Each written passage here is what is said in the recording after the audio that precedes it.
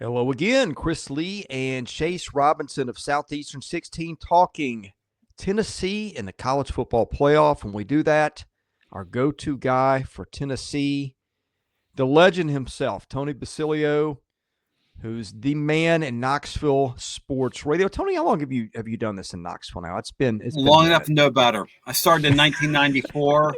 Yeah. I started out this season looking young and spry, if I could say so myself, for my age, and I look like George the Animal Steel right now.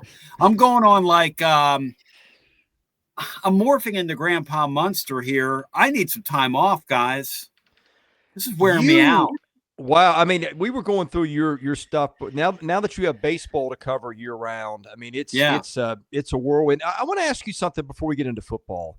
Yeah, we're doing this on the Tuesday after the field has been released for the college football playoff. Mm-hmm. Monday, you go on the air. Not only is Tennessee in the playoff, but Tennessee also number one in the AP poll for basketball. I'm just curious, like when you had your callers on your show, was it 90% playoff? Was it 10% basketball? What did that look like? Nobody mentions basketball. It's not basketball season here while the football team loses.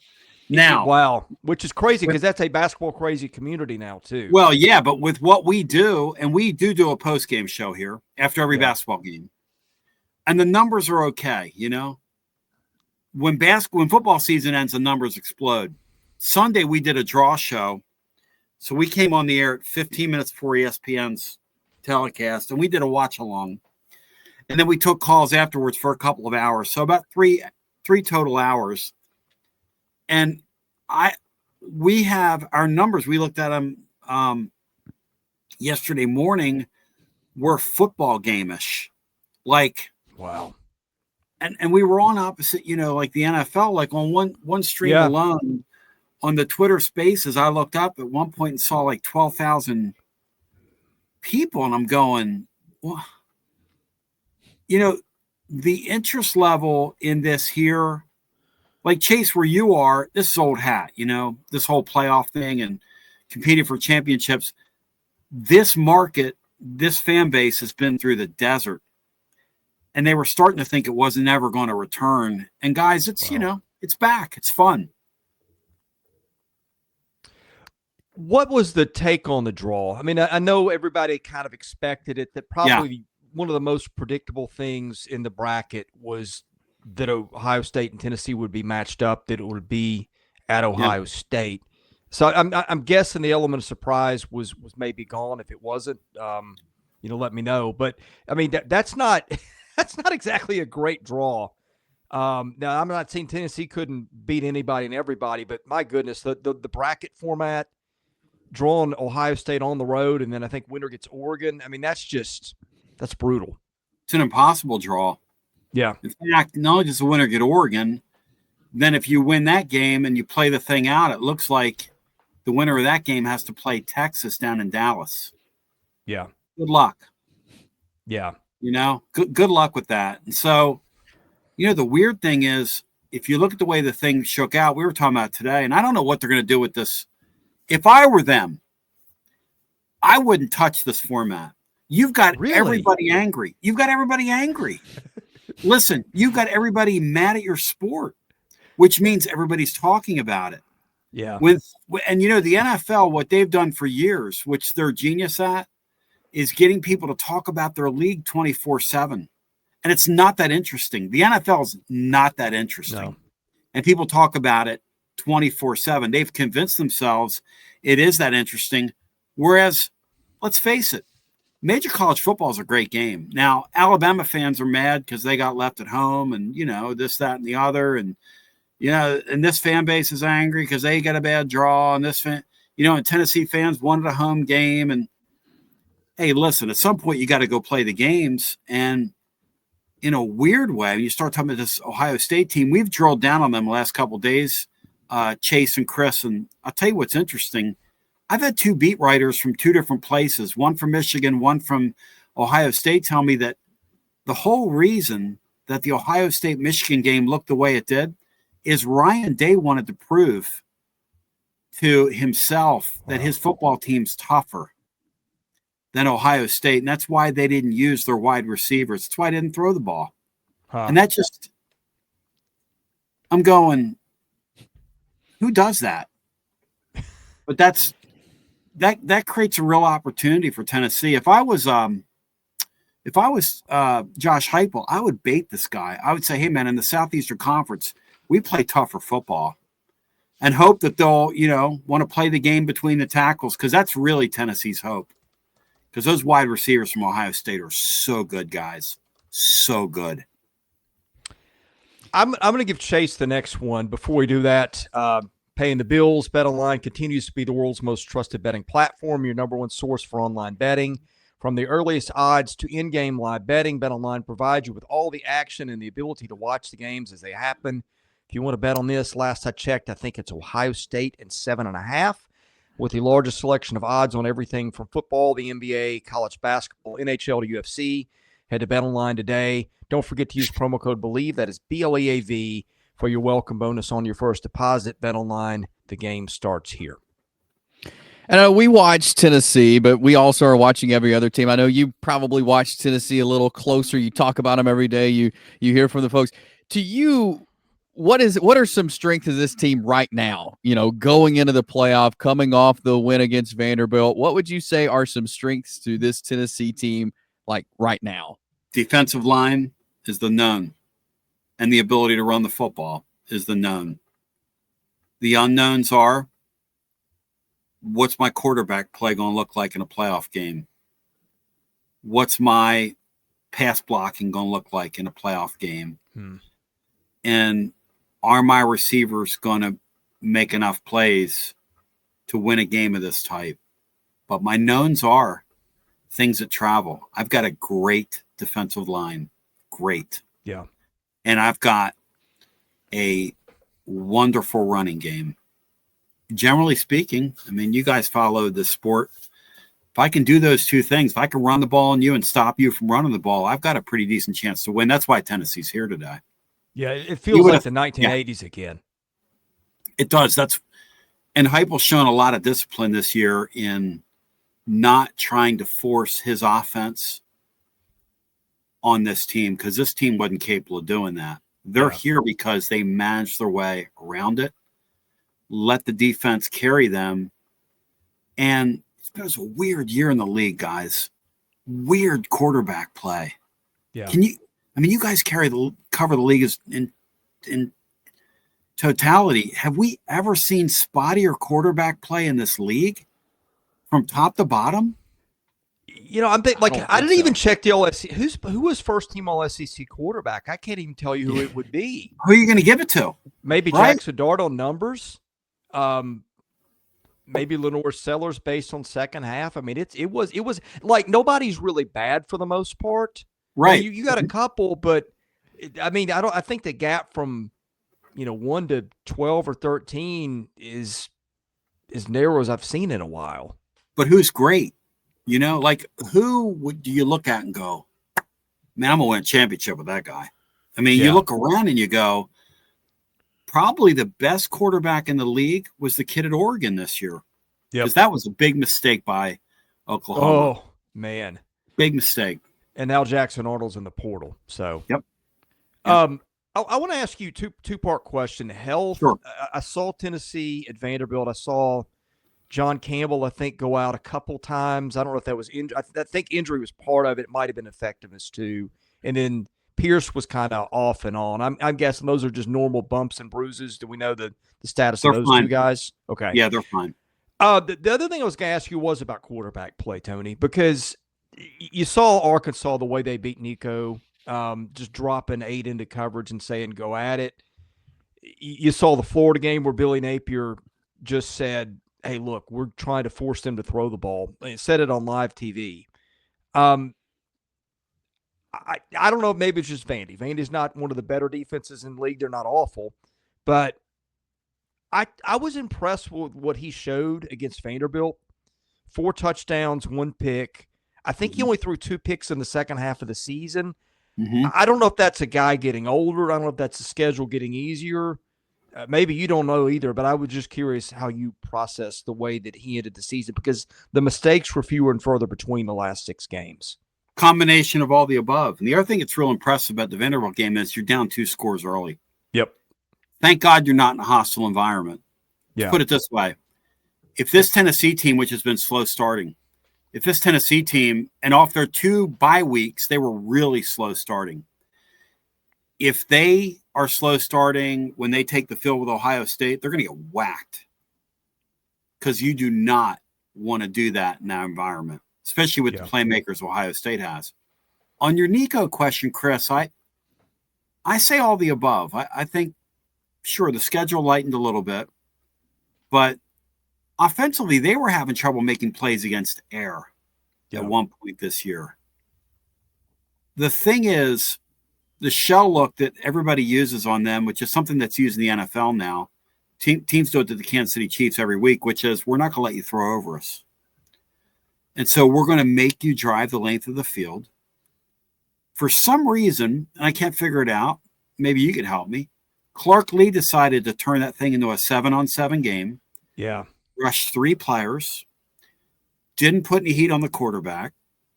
And when you give a guy like Nico with that arm talent, no pressure, turn into a 7-on-7 game and let him pick his poison, you are going to get burned. You have 0 chance of stopping him doing that. Yeah. So most opponents have played deep, have kept everything in front of them, and have kept Tennessee in front of them. And one of the things that this particular team has done is it stubbed its toes constantly. And particularly what I mean is, make a big play downfield, ineligible man. Make a big play downfield, have a motion penalty. Make a big play down, kind of like Alabama this year. Yes. Make a big play this year. And Tennessee and Alabama are among the most penalized teams in college football. And that's another thing they've got to clean up, getting ready to go on the road in an environment on a Saturday night. That's going to be the biggest stage of that weekend. I mean, that is the signature game of that weekend, the Saturday night showcase game up there in Columbus. And one thing I'm curious to see is, how much has Nico grown? Because this is really going to tell the tale here. I want to go back to what you were saying about the slow starts, because that's been a theme this year for Tennessee. I feel like they've done better at that as of late. What do you credit those slow starts to, and what do they need to do? What would be the game plan to you going into Ohio State to make sure you take control of the game early and not start slow? First thing I would do is I'd have a better script. I can't figure out why they haven't used Dylan Sampson more in their passing game. Yeah. Very hard-headed. He's my most dynamic offensive player. He's my most valuable player on offense. And easily from the skill people, he's easily my most valuable player. Probably, if you were to rank, it probably him and Mays, probably Nico.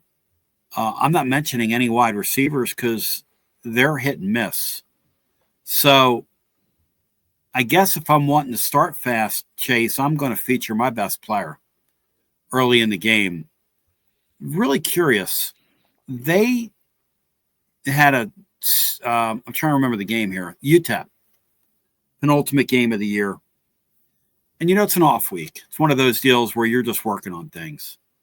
It took them till their 4th drive to score because, again, penalties, goofy stuff. Nico throws a turnover, throws an interception early in the game, or just crazy stuff, like things that shouldn't happen. You should blow an opponent like that out. And this has just been a slow starting team. Off Tennessee's 2 bye weeks this year, the 2 games where they played off the bye weeks, they really look sleepwalky. And that's a concern, because by now you are who you are. However, you get in a playoff game and it's a brand new season. Maybe the script is completely flipped from here. That's got to be the hope. See, I wanted to ask you, because I think Ohio State is going to have a start issue of its own. Here's what I mean. They are really on Ryan Day up there. Now, fairly or unfairly, I don't know. It feels like if you beat everybody but Michigan, you're probably doing a good job. Sometimes there's just that one team that you can't beat for whatever reason. No. So there's that, but I'm thinking, like, if you get the ball first and you're Tennessee, you score a touchdown, you got that. If you're Ryan Day, people are going to get restless, and let's face it, I'm not going to say that Tennessee didn't have expectations to make the playoff, but because right. I think that was a talking point. But I think it's kind of a. I'm not going to say Tennessee's just happy to be here. Oh, for Ohio State, I think it was a must, though. Like, they thought they were the number one team in the country, maybe coming in, and now you got the Michigan thing. I'm wondering, like, if you're Tennessee and you win the coin toss, are you taking the ball first and taking the chance with all you just said? Because if you get 7 quick, they're on their heels, and maybe the home crowd works against them. But if it's same old slow start, then you don't want to, spot them a turnover or something either, and then they get the ball to start the second half.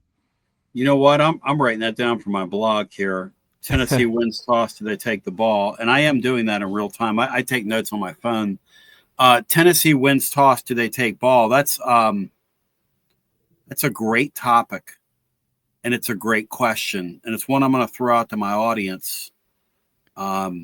Tennessee wins toss. Because it points to something here. Chris, I'll say it. Tennessee's happy to be here. They're happy to be here. And Ohio State fans aren't. Yeah. And now, one of two things is going to happen here in this game.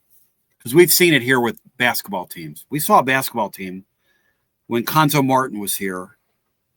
The basketball team turned on this fan base because they were all over the team and they were all over the coach. And they did the circle the wagons thing behind closed doors, like my Philadelphia Eagles did when they won the Super Bowl. The whole world's against us. Everybody hates us. Nobody believes, like Kirby Smart does. Nobody believes in us. Kirby, you have all the talent. I mean, you have all the players. Everybody believes in you. Shut up, Kirby. Stop that. Please stop. That always cracks me up. I mean, what are we doing? Like, we all read the recruiting rankings. You got every player under the sun. Anyway, from Tennessee's perspective, this is house money. And one thing we're noticing here, because we're hearing from people, and I try to dig in, the Ohio State fans are selling their tickets in mass to Tennessee fans. And the reason they're selling their tickets is twofold. They know they're playing in the Rose Bowl, so they want to save their money, make a little money on these tickets, recoup some, it's an investment. And so you sell your tickets for that perspective. The other reason they're selling their tickets is they hate this Ryan Day guy. Yeah. And you know what? I can't say I blame him, because the more I hear about what he did in that Michigan game and the more that becomes apparent, that he just decided, we're going to show you how tough we are instead of trying to win a football game. I cannot imagine having that receiving core and Chase, in your world, in the state of Alabama, if a guy did that to an Alabama football team, how mad people would be. Oh my goodness. Yeah. In a game like that. We're just going to show you how tough we are, and we're not going to use our skill people. So we got Jerry Jeudy out here, wide receiver, and we got the kid that's with the Eagles now, and we got this guy over here, and that's what they have. They've got like 4 pros on the receiving corps. We're just not going to throw the ball because the whole time, we're just going to prove to you how tough we are. And we're going to lose a game in our building as a 3.5 touchdown favorite. I mean, it's one thing to go out and lose a game, a team outplays you. It's another thing to be stupid in the process. The intangibles here give Tennessee a real opportunity in this game. Yes, they are happy to be here. Yes, they should be happy to be here. Yes, Ohio State is spoiled. Yes, Tennessee's fan base and team is probably hungrier.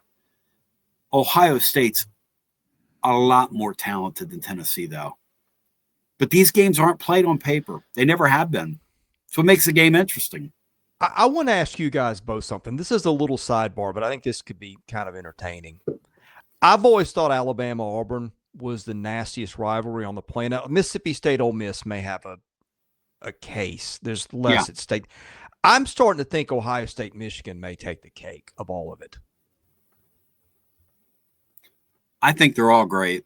I think it'd be like, to me, it'd be like choosing your favorite kid. Yeah. I was watching those Texas and Texas A&M fans this year. Nasty aspect of it. Like to bring out the worst in everybody. That Texas A&M thing, those people are nuts. Those Alabama people are insane. I mean, they kill each other. You know, you what was the thing with the woman, the two women? You're not showing enough emotion over this. The lady shot the lady. Yeah. That'll teach you. Show some more emotion. You know, all this stuff is just insane. I mean, college football is a game that elicits that emotion unlike any other.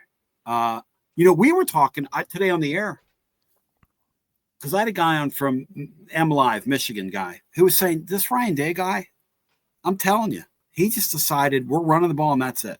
We're going to do the Oklahoma drill, mano a mano. We're not even going to try to throw the ball and he got off the air and I said, you know, on our post-game show, which when we lose games here, we have nuclear meltdowns. Like you talk about overreacting. Like I'm talking like nuclear melt. We would have melted the internet in this market if he would have done what he did in that game. And that's with a team with national championship aspirations. And they're selling their tickets. I'm going to make a prediction, you guys. I think Tennessee will have north of 15,000 people in that stadium and maybe close to 20. They're going to have about in that stadium. Isn't the allotment like 3? The allotment is 3,000, and there will be 20,000 Tennessee fans in that place, I think. Wow, because Tennessee fans are extremely hungry. This might be their only chance to see their team in the playoff. Tennessee's never played them in a regular season game. They've never played Tennessee in a regular season game. See, the great thing about this playoff and the way it's set up is the format is such that this becomes now an opportunity to see these games that we've never historically seen. This is fun, guys. Yes, it is. Yeah. I'm curious, and we mentioned a little bit of this when you were talking about kind of the slow start, but to you going into this game, what do you feel like the flow of the game needs to be against Ohio State if Tennessee was to get a win in this game? I want to do what Michigan did. I want to drag you into the mud. I do not need this game played on the perimeter. I don't want to play the game offensively on the perimeter, and I don't need you playing the game on the perimeter. I want that thing where I can control it. Because if I have to rely on my passing game with my tackle play, which can be spotty at times, I could be in trouble. Here's the thing about Ohio State that's interesting. One of the more underperforming units on their football team is their defensive line. Their defensive line features 2 guys that are thought to be high NFL draft choices, but they've had so years. Yeah. They're a wonderful team on paper. Again, yes, these games aren't played on paper, and I'm not talking myself into thinking that Tennessee is going to go in there and win, because I think it's going to be a very tall task. However, I do think it's a winnable game, and I do think playing in a league like the Southeastern Conference prepares you for these opportunities. Well, I certainly don't think you want to test their safeties either. No. So on paper, I mean, that's a duo right there. So yeah. I think the question, and I think you brought this up earlier, they've got the running back, I think, to test him. The question is, do they get the push from the front 5 and the tight end to be able to get where they want to get? And that probably, to me, is if you answer that question one way or the other, that probably tells me who wins the game. Well, look, they've been able to run the ball on most everybody. The issue there is going to be, for me to be able to run the ball on you and win a game, I have to be able to control you on defense. Yeah. That's how they've won games. I mean, this team got the 30 this year, we would have a celebration. This team is very hard to watch if like dynamic offensive football is your thing, there would be games where we'd be sitting in here, looking at stats at the end of the game, and they show the big plays, 15 plus yards, 4 plays, 5 plays, 3 plays. In modern SEC football, I mean, come on, you get that in the first half of most teams. And so this has been what it's been thus far. It's that's their formula for winning this game. I don't think it becomes different here in this playoff game. Chase's internet went out, so he'll be back joining us shortly, I think. I have a little theory, though. Yeah. I don't know that it's just Tennessee. I think I don't know if it's the stoppages now where they give teams time to sub in and everything. Yeah. I feel like the game has swung back towards defense a little bit. Because I think, I'm looking down the stat sheet, SEC scoring leaders. Yep. Ole Miss led everybody with, 37.5 points a game, and that's including an out-of-conference schedule. Yeah. Where they were beating Furman by, scoring 70 and stuff like that. I feel like everybody, like you look what happened to Alabama a few weeks ago. They put up 3 against Oklahoma. Yep. I think everybody's having a little bit of trouble doing that. And I just don't think we've come around to realizing that maybe the game has shifted a little bit. I may be totally wrong. I'm not saying Tennessee doesn't have some issues. Like you compare their offense to Hendon Hooker and those guys 2 years ago. There's no comparison, but I feel like the game has shifted a little bit too. Well, these teams are playing Tennessee differently. You touched on that. I think these teams are playing the way they're playing in the NFL. NFL scoring's down. Nobody's letting you throw the ball over them anymore. The other thing I think that's happening at the college level, and I don't think it gets talked about, Chris, is they're allowing interference to go on constantly with defenses. Things that 2 years ago were called 99 times out of 100, I think are being called like a third of the time now. In fact, you see more when the flags go down. You see more, it seems like, offensive pass interference than you do defensive pass interference when flags go down in secondaries.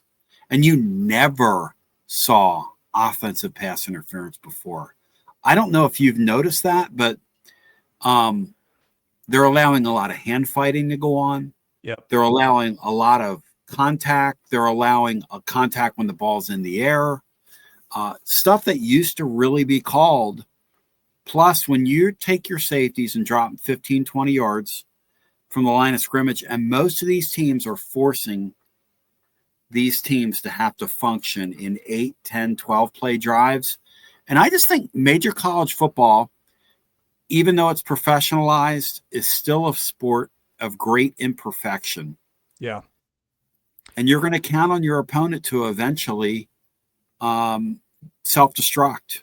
And in most cases, it happens. Okay, I want to ask you something. Do we know the officiating crew for the game yet? We don't. Okay. I was looking through something this week, and I thought this was very interesting. I don't know if anybody's talking about this, but you go through penalty leaders. First of all, before I get where I'm going to go, it feels to me like there's a lot of pre-snap penalties called for illegal formations or whatever that wipes a lot of plays out. I don't know if that's a point of emphasis in the SEC to where maybe you get some leeway other places. No idea, but I'm just thinking out loud because I feel like we saw that a lot this year. Number 2, you look down the national penalty yardage leaders, ranked fewest yards to most. The first SEC team checks in, I think, at 37. Wow. That's Oklahoma. Wow. I'm wondering if the games are called differently. I don't know if the SEC is less disciplined, but that might be something to keep your eye on going into the game. Because when you look at it, and in fact, if you go from the other end of it, where I think Tennessee kind of resides, Tennessee is, number 119 in penalties? Well, let me ask you that. The belief is they're getting an ACC crew. Okay. What do those ACC numbers look like? Well, and I'm not – hey, listen, don't quote me that they're getting an ACC crew. We're just talking out of school here. Let's say they get an ACC crew, which there's a belief that that's probably going to happen. What is your what do the numbers say? Well, let me look at the bottom here. Your bottom teams between the two leagues, SMU at 130, 79 yards a game. Ole Miss at 129, 74. Alabama at 125, 72. Miami at 121, 69 yards a game. Tennessee 119, 68 yards a game. Followed by A&M at 115 with 66 yards a game. All right, that's just the bottom. And if you want to go a little further, North Carolina at 65. Let me work from the top. Yeah. And here's your numbers. Iowa number 2, Big 10. Iowa State number 1, Big 12, followed by Air Force, which kind of figures. It's a service academy. Army's 5. You would think those teams are super disciplined. A couple more Big 10 teams in the top 10, Rutgers and Wisconsin, Northwestern at 9. Wow, this is really interesting the more I go down it. Right. Georgia Tech at 10 is your first ACC team, but that is 1, 2, 3, 4 Big 10 teams in the top 9, and tied at 10 is Minnesota. Half your least penalized teams in terms of yards per game are in the Big 10. So I don't know what that means. In the Big 10. They're not throwing the flag in the Big 10. Apparently not. Michigan at 15. Ohio State at 16. You know what's funny? SEC football games take forever too, Chris. Yes. Oh my! And you and I love the SEC. We love it. Yeah. I don't love it 4 hours worth. No. And you know, so a lot of times we had 7:30 Eastern time kickoffs, which means I'm setting my internal clock and I'm going, because we do a post-game show at least 3 hours after every game. So if a game ends at 11 Eastern time, I'm in here till at least 2 in the morning. Sometimes 2:30, 3 o'clock. We've had games end, around midnight, literally. Yeah. And, at some point, why should it take 4 hours to play a standard football game? A lot of flags. Hey, you were harping on stuff that I've been harping on. And I love the game. But not that much. No. And how do these people sit in stands? How do people sit in the stands at these things and pay big money to sit in the stands? And what are you doing for 4 hours? I mean, the game should take, if you're doing it right, like the NFL, 2 hours and 50 minutes to 3 hours to play your football game, not 4 hours. They don't structure the commercial breaks well. They will take forever. Every now and then you'll get the good old, they go to a commercial break, and then at the end of it, they decide they're going to review a play that everybody in the building knew should have been reviewed. I don't know. It doesn't surprise me, though, that the Big Ten game will go faster. Maybe the Big Ten is such a, by comparison, an agrarian game, so the ball's on the ground. The game, I don't know. I'll tell you this, back to the quarterback play. I can't believe that in the SEC championship game, that was the level of quarterback play compared to what I saw in the Big Ten. The Big Ten game looked like the SEC game. The SEC game looked like the Big Ten game should have looked. Yeah, you're right. Weird. I mean, well, I can't figure Texas out for one. No. For two, for two, Georgia's to me is a lot explainable by their receivers just can't catch the ball, which I don't know how I know a little bit how we got to that point. You got a couple of guys on the police blotter that are no longer on the roster. You're right. But that's going to be very interesting though, because we had way too much officiating talk after games and way too much talk of these games are taking too long. Yes. If you want to kill the game of college football, which I think in some ways, not every way, but in some ways, the competitive part of it's as good as it's ever been. Mm-hmm. Those are two things that can kill the golden goose right there. One thing the NFL figured out a long time ago is your level of attention as an American. Keep your game moving. Yep. 12-minute halftimes. When I was a kid growing the NFL games, they had 20-minute halftimes. They bring a marching band out, 12-minute halftimes. Now, you're not going to do that in college. So you're going to have a long halftime because that's a part of the college experience. Those kids that march in the band, that's a very important. We want to honor tradition. What we don't want to honor is reviewing every play. Yeah. It's excessive. And the problem with reviewing every play, Chris, is if you review every play and you're getting it right, that's one thing. These people review every play and they get it right half the time. Yeah. I mean, can we agree on that? Like half the time. Well, and I won't sidetrack the whole thing because I do have another question or two before. Sure. I think one issue that I have is the over legislation of it. It used to be you kind of knew what a catch was. Now we're looking at it backwards forward. Like, did the ball move a half a millimeter after he'd taken 1.5 steps? I think they've overthought it. That's part of it. Yeah. Let's talk Tennessee's defense. Sure. I know earlier in the year, their front seven is stout. It's deep. It's really, really good. Corners are at times, I think, a concern. I saw Georgia kind of took advantage of them.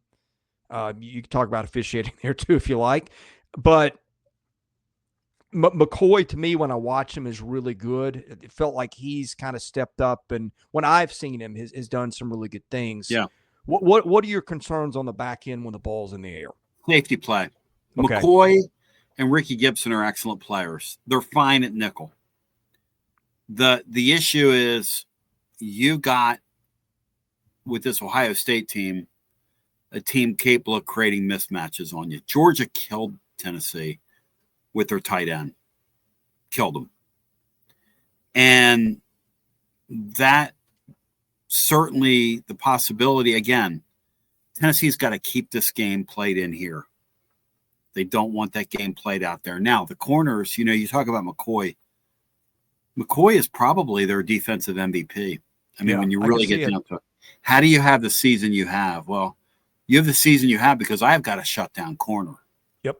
Not only a shutdown corner, but he's come up with some key turnovers this year. Some real timely, big play turnovers, championship plays. Hey, he made one early in the Vanderbilt game. That Vanderbilt game, early on, though it ended up a blowout, this guy makes a play where he knocks a ball up in the air, falling to the ground, keeps his line of vision, and sees the ball. I mean, that's special stuff. I mean, this guy is and the interesting thing about him is he's not draft eligible. There's no way they get him back next year. But he's actually a transfer from Oregon State who left Oregon State when they lost their league charter and just said, hey, I want to go play somewhere. Went into the portal. Tennessee had no idea he was this good. Hey, look, it's better to be lucky than good, they say. And they got really lucky with him. But not only that, they got a kid from Temple that really helped them. They got a hard-hitting safety from MTSU who's been a really nice player. Tennessee used the portal last year to rework their secondary, and it's one of the big reasons, Chris, why they're here right now. It really is. I think Tim Banks is really underrated with what he's done because they've been really solid for several years now. I mean, you would know this better than I know. It's not like they've recruited, Jadeveon Clowney, Caleb Downs. Somebody was like, I don't. Right. They may have a 5-star or two on defense, but most of their guys on that side of the ball. Now, some of them are younger and maybe not there for the time to judge yet. But it feels like whatever they got coming in, what it was hyped to be, it was better when it went going out. I think between development and just their production, their consistent production for however long he's been there, 3 or 4 years now. I feel like, I don't think he gets talked about a lot, but I think he's done a great job. He doesn't, but he gets an opportunity this playoff game because he goes against one of the best in the business in Chip Kelly. Yep. Who's coming off a game plan where literally Ohio State fans were accusing Chip Kelly of throwing the Michigan game, which is always a good sign. Always good for your team. But to your point, Tim Banks is a guy that's flirted with a couple not NFL, but head coaching jobs. Aforementioned MTSU. He finished second down there to Derek Mason. Wow. I don't know how much longer Banks is here. I know that he's wanted more money behind the scenes. We'll see how that goes. Danny White played chicken with him last year.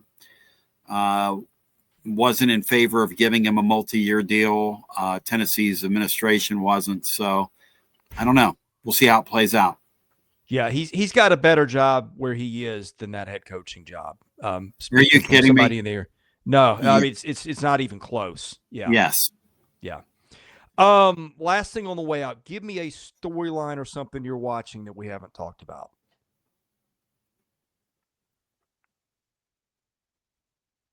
I just love the enormity of the moment. Yeah. I think that's part of this is going to be, from a Tennessee perspective, this is a big deal around here. Yeah. A really big deal. Look, these Southeastern Conference games, when you play them week in and week out, are big deals. When you play Alabama in your building, big deal. When you go to Oklahoma, huge deal. When you make the first 12-team playoff and you're at a program that's been dead in the water, and in some respects, Chris, left for dead. Tennessee football was left for dead before this regime showed up. These guys carry a lot of weight into this game. And that's, from a Tennessee perspective, that's a hope, but also a concern of mine. Because you can't, as much as you like to try, you can't shield your kids from the enormity of this. Yeah. No more than Ohio State coaches could shield their kids from the enormity of playing Michigan. You can say you did. You can say, oh, well, those things don't matter. Hey, how big a game is to a fan base, those kids feel that. Yeah. Those kids are on social media these days. It's enormous. This is an enormous game. Bino Jeff Henderson's on with me. He's in his 60s. Bino said, Tony, easily one of the 5 biggest football games. And he's been watching the Vols since the mid-60s. This is easily one of the 5 biggest football games we've ever had here. Yep. That's a lot. That's a lot on Nico. That's a lot on these kids. That's a lot on the coaching staff. It's a lot, Chris. And it's going to be very interesting to see how they handle it. I'm trying to think of what this feels like. I mean, the obvious, because it feels weird a little bit to me still, like it in a good way. I can't wait to see the games, but like if you had done this 10 years ago, right, you would see a lot of 17, 21-point spreads in these games, I would think. Yes, that's exactly right. The only reason you're seeing that now is because of what they did with the seeding format. This is like the best of the NFL meets the best of college football. It's not even like the NCAA tournament because, like, Chris, man, it's like a 14 beats a 3. But it's not even that. You know what I do with the sport now? I think it's a brand new sport. Yeah, that's why I've covered it all year. To me, this is a brand new sport. College football, as we knew it, is gone. People say, well, the SEC and the Big Ten, for instance, right? We're going to park in that conversation where Alabama fans, hey, you Indiana, you don't belong. Well, this is what we've done to you in bowl games. None of that stuff when you're playing playoff games, and you're a pro sports fan. Yeah. None of that stuff matters. Like not one iota when you start talking about playoff play. Playoffs are a brand new season. Playoffs are lose and go home. Playoffs are win and go on. Now you've got a multi-tiered playoff where this league's going to play that league, but sometimes you're going to play interconference games and, this whole thing. And again, we don't have a frame of reference because we've never done it before, Chris. We have no frame of reference for this. I could speak to historically Tennessee and Ohio State played in a bowl game in like 95. And I was on the air then. I was a young kid, but the point is that means nothing. I mean, it's bizarre.